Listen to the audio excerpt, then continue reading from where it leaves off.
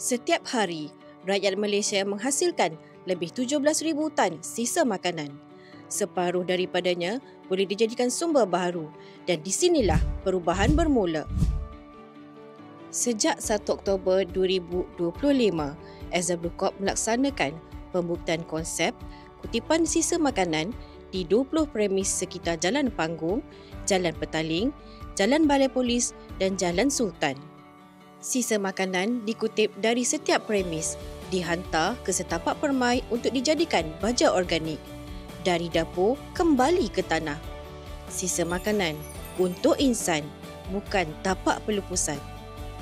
Macam ni ada asing simpan atau kita asing makanan, sampah lagi kurang lah macam ni lagi baik.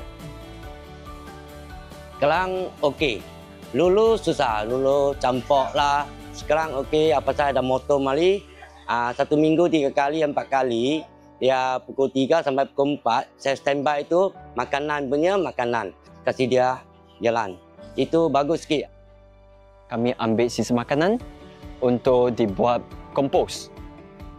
Kerjasama ni tak sampai 1 bulan tapi sudah mengitas semula sebanyak hampir dengan 1 tan punya food waste. Jadi saya boleh cakap projek ini dia memang sustainable lah dan align with SDG goal.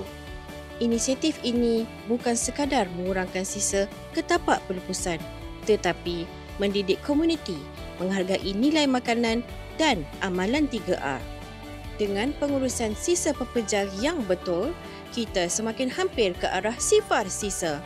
Bersama Azhar Blue Corp 2.0, kita bentuk masa depan Malaysia yang bersih, indah dan sejahtera.